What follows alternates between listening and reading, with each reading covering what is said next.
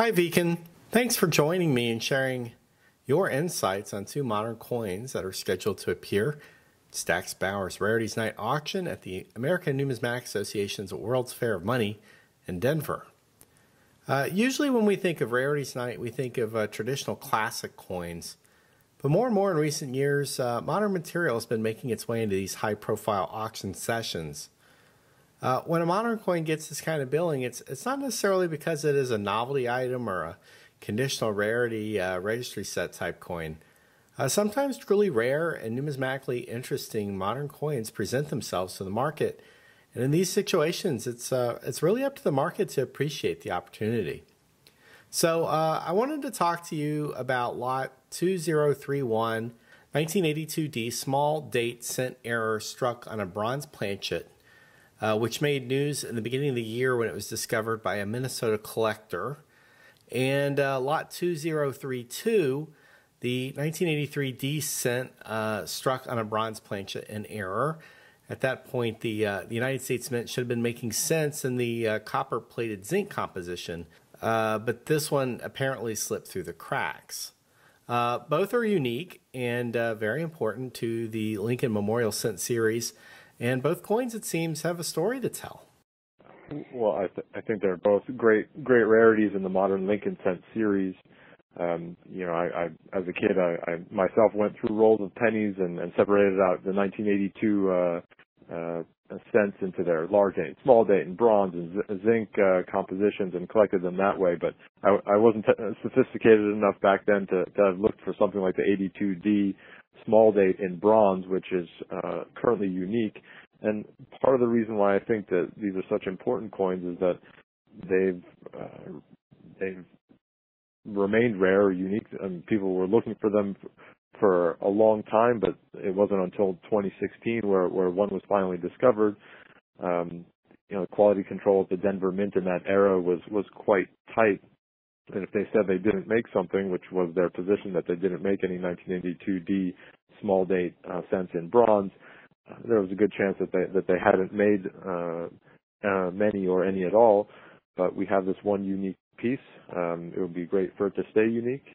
But it's always possible that more are discovered. But 30 years on, I don't have high hopes as more and more of these things disappear from circulation and get destroyed or melted or what have you. This very well could stay unique.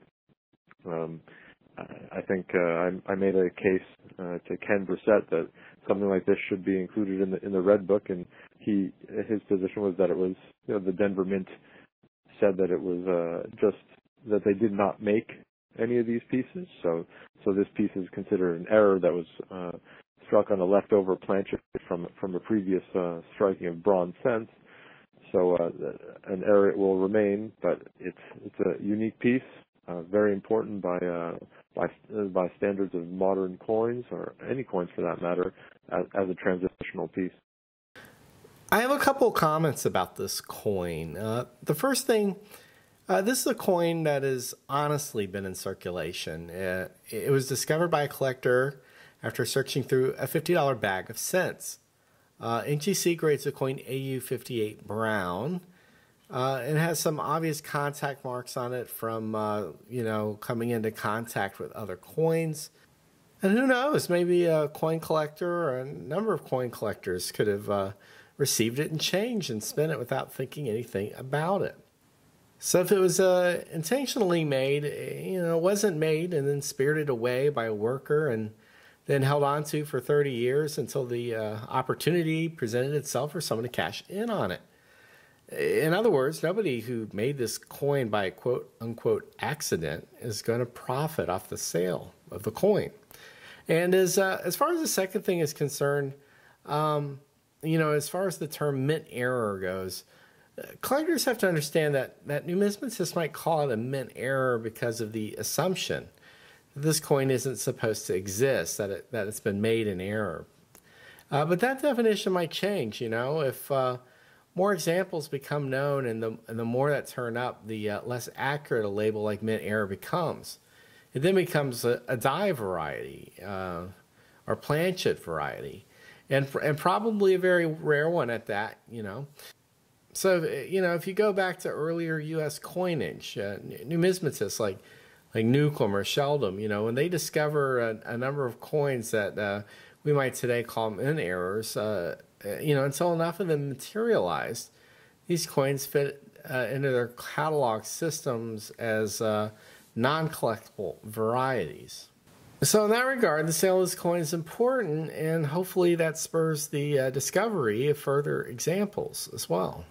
That's a very good point. Sometimes these things have been muddled by time, and things that, especially with things that happened before the time of era of active coin collecting in the U.S., which started up in a bigger way in the 1850s. Things are now in the Red Book that might have not had their origins in purposeful production. So you're absolutely right. We're too good with information and too sharp these days for things to get so muddled.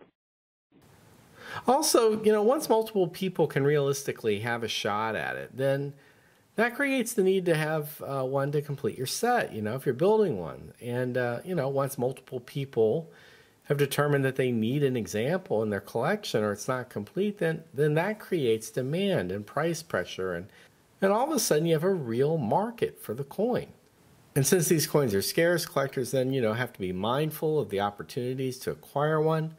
And this is how some collectible coins go way up in value, while, other coins that are too hard to find might not bring what you'd expect in the rare instances that they are offered. I think that's a great point.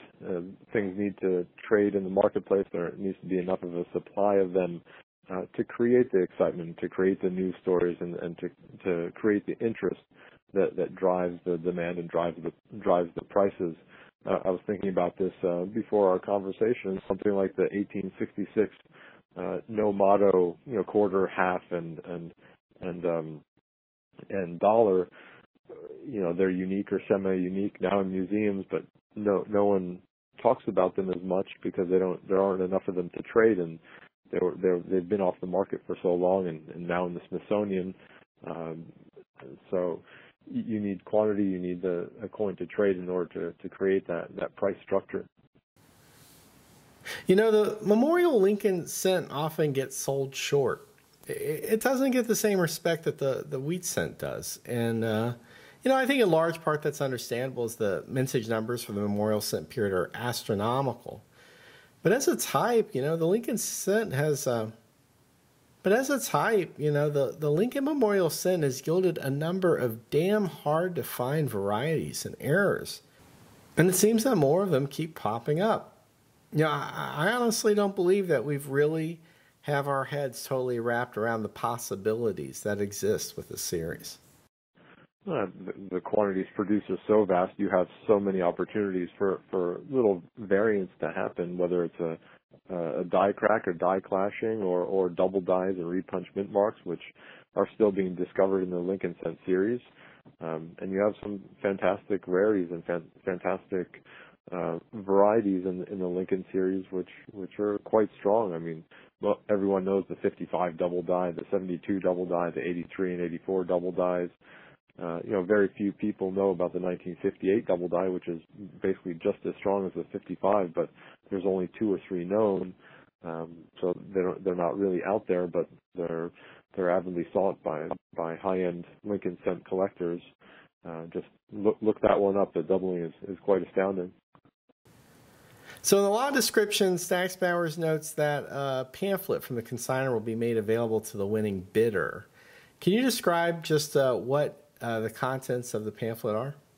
It's by the consignor, Paul Malone, who discovered the piece, and it takes us through the discovery of the piece and how he found it. He basically looked through bags of cents and was separating out the bronze, the old copper cents from the new zinc cents because the price of the metal had exceeded the face value at the point that he started that project. And in the beginning he wasn't saving the 82s because he had no way of differentiating the bronze from the zinc planchets, or bronze from zinc coins. And one day he remembered that there used to be this balance scale that he saw offered by a dealer to help differentiate between them, and he basically constructed his own out of a popsicle stick, just kind of a teeter-totter, a seesaw type thing, where if a coin tipped the scale, so to speak, it was a bronze one. So he had basically made it from craft shop materials, and he would sort his pennies that way, and that's how he found his 82D small date in bronze. It was just in sorting out literally bags of pennies, bags of loose change, that he found this piece. So it takes us through the discovery, how he reported it to Ken Potter, who's an error and variety coin dealer, and how it was how the announcement was published, and how it spread, and how it was certified, etc. So it's basically a lengthy article or a monograph about the 82D small date copper cent. Well, it wasn't exactly the trial of the picks, but it got the job done. Yeah. Yes, pretty much. So, what can you tell me about the 83D? 83D is a comparable coin. It's equally rare. It's unique currently, both one known. There have been several of the 1983 Philadelphia cents that have been found in bronze. This is the only 83D discovered, I believe, several years ago. I don't know if it was 2013 or 14, by another collector, this one from Ohio, and by the name of Jeff Young. Again, sorting through cents, and he discovered this thing. He, I guess, going back to Ken Potter, he has a book about discovering things in change, and he theorized, Ken Potter did, in his entry on the 1983 Philadelphia cent in bronze, that there could be an 83D cent in bronze, but none had been discovered yet because quality control again was tighter at the Denver Mint in that era than it was in Philadelphia. And lo and behold, this collector Jeff discovered one of these sorting cents, just like our other consignor Paul Malone did. So it's very exciting, unique. Again, something that could stay unique, or there could be additional pieces discovered. But currently, this is a unique specimen. Does Stax Bowers have any gauge or expectation of what either of these coins might sell for? It's anybody's guess. The Philadelphia examples have sold in the $10,000 to $20,000 range. I think the 83D and 82D, for that matter, are worth easily in that range, and hopefully more at auction. I guess we'll find out when Rarities night is done and over with. Luckily, it's in the beginning of that session, within the first few dozen lots, that will have our answer. I think the bid on the 83D is $11,000 at the time of our conversation here. The bidding is just getting started on the 82D. It was about $1,100 when I last looked this morning, and there's no way that it's going to remain at that level. So thanks a lot, Vic, for joining me, and good luck with these coins and the rest of the coins that Stax Bowers will offer at the ANA. Thanks so much, Charles. Thanks.